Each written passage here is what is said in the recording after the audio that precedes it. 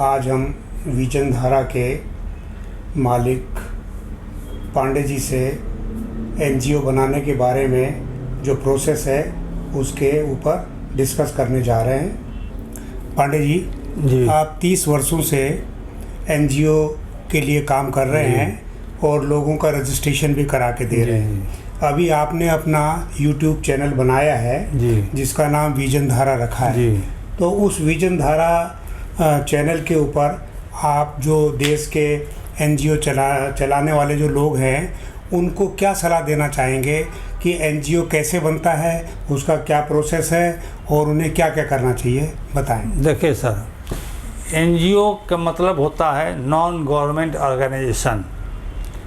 हमारे इंडिया के अंदर में 22 करोड़ एनजीओ रजिस्टर्ड है। आधा आदमी को एनजीओ का फुल फॉर्म मालूम नहीं है, एनजीओ का फुल फॉर्म क्या है। और 1% आदमी भी नहीं जानता है कि चैरिटी से जो एनजीओ रजिस्टर कराते हैं वो किस डिपार्टमेंट के अंदर आता है, एक किसी को जानकारी नहीं होती है। तो बता दें कि चैरिटी कमिश्नर जो होता है, चैरिटी डिपार्टमेंट होती है, वो लॉ डिपार्टमेंट के अंदर आती है, वहीं से रजिस्ट्रेशन होता है। अब एनजीओ कई प्रकार के होता है, जैसे मंडल होता है, उसको भी हम लोग एनजीओ बोलते हैं, लेकिन उसमें कोई सरकारी सहायता गैर सरकारी सहायता नहीं मिलती है। वो अपने से चंदा उंदा इकट्ठा करके कोई फंक्शन करना पड़ता है। दूसरा होता है 18 से 60 एक्ट में रजिस्टर्ड होती है सोसाइटी, उसमें मिनिमम 7 मेंबर रखता है। सभी का PAN card, Aadhaar card, voter ID card, light bill, maintenance bill, tax पावती, फ़ोटो ये लगता है और वो जो रजिस्टर्ड होते हैं चैरिटी कमिश्नर के द्वारा। दूसरा होता है ट्रस्ट आप 2 आदमी से बना सकते हैं, मिनिमम, मैक्सिमम जितना रखिए। उसमें भी PAN card, Aadhaar card, light bill, photo, maintenance bill, tax पावती लगता है और ईमेल आईडी, मोबाइल नंबर। सभी में पेपर करीब सेम लगता है। सिर्फ सेक्शन 8 कंपनी जो एनजीओ है उसमें एक अलग लगता है कि ड्राइविंग लाइसेंस या पासपोर्ट या आपको वोटर आईडी कार्ड इस पर लगता है, बैंक स्टेटमेंट लगता है उसमें। तो ये सभी एनजीओ कार्य करने के नेशनल एनजीओ जो ये सेक्शन 8 में रजिस्टर होते हैं जो एनजीओ, वो नेशनल एनजीओ कहलाती है। वो पूरे भारत में कहीं भी काम कर लेगी। एक पैन इंडिया होती है, वो भी भारत में कहीं भी काम कर लेगी। तो इतने प्रकार की एनजीओ होती है। ये एनजीओ बना लेने से ही नहीं होता है। एनजीओ जब बन जाए तो आपको अकाउंट खोलना पड़ता है। अकाउंट जब आप खोल दिया तो फिर नीति आयोग भारत सरकार में रजिस्टर करना पड़ता है, फिर CSR में रजिस्टर करना पड़ता है, फिर उसका 12A लेना पड़ता है। 12A का मतलब है sir tax exemption. Tax exemption आपके एनजीओ में 10 लाख 20 लाख रुपए आ गया तो कोई आपको टैक्स नहीं लगेगा उस पर, तो उसके लिए वो लेना पड़ता है इनकम टैक्स डिपार्टमेंट से। दूसरी चीज़ होती है ATG। ATG होती है टैक्स बेनिफिट। कोई आपको टैक्स देता है, कोई एनजीओ में डोनेशन देता है, जो भी अमाउंट देता है उसका 50% उसको टैक्स बेनिफिट मिलता है, इसलिए वो देता है आपको एनजीओ को डोनेशन। तो ATG हो गया। फिर आगे बढ़िएगा तो FCRA होता है, फॉरेन फंडिंग के लिए FCRA लेना पड़ता है, होम डिपार्टमेंट भारत सरकार देती है।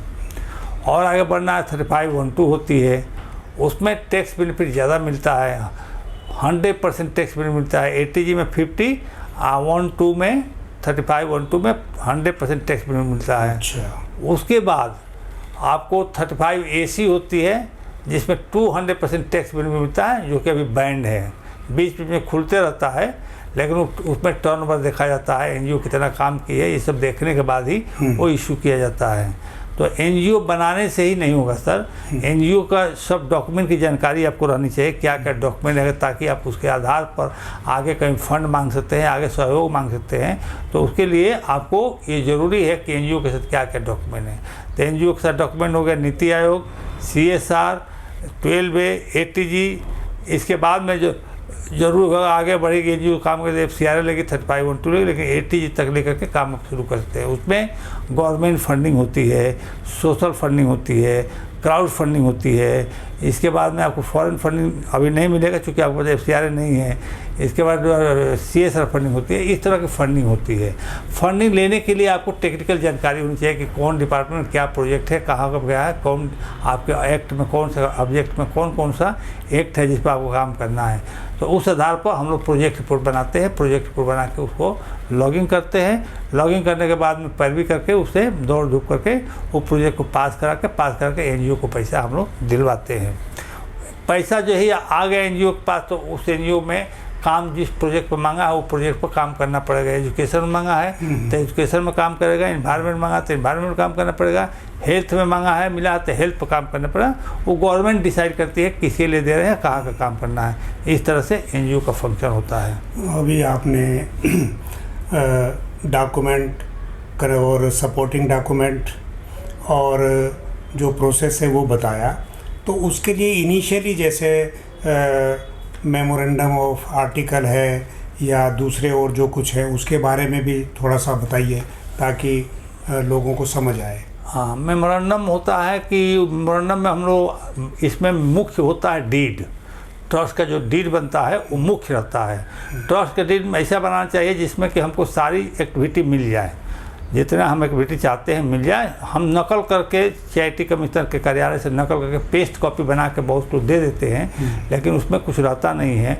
वो पेस्ट अंग्रेज़ों के ज़माना का लिखा हुआ है, तो अभी बहुत सा चेंजेज हो गया है। तो डीड बनाने वाला पेशेवर आदमी होना चाहिए जिसको जानकारी हो कि कौन सा एक्ट लगता है जो आगे इनको परेशानी नहीं हो। तो डीड जब भी बनाएं तो किसी पेशेवर व्यक्ति से ही बनाएं, नहीं तो कोई दलाल वगैरह से बनाते हैं, उसमें आपको प्रॉब्लम होता है। बाद में होता है कि इसमें 1960 एक्ट नहीं है, तो इसमें ये एक्ट नहीं है, इसमें ये एक्ट नहीं है, तो आपको काफ़ी परेशानी होती है, पैसा भी खर्च होता है, समय भी बर्बाद होता है। इसलिए पेशेवर आदमी से ही बनाइए। ठीक है। तो दर्शकों, NGO चलाने वालों, आपको मैं समझता हूँ कि पांडे जी ने पूरी तरह से शुरुआत से और जहाँ तक जो है ये NGO जा सकता है वहाँ तक की जानकारी आपको दी, और शायद जो है आप उससे सहमत होंगे और समझ गए होंगे। तो विजन धारा जो NGO है, जो YouTube चैनल है, उसको आप जो है सब्सक्राइब करें ताकि ज़्यादा से ज़्यादा लोग विजन धारा के बारे में, पांडे जी के बारे में और इनकी द्वारा समझाई गई सब बातों के बारे में सब लोग जान सकें। धन्यवाद।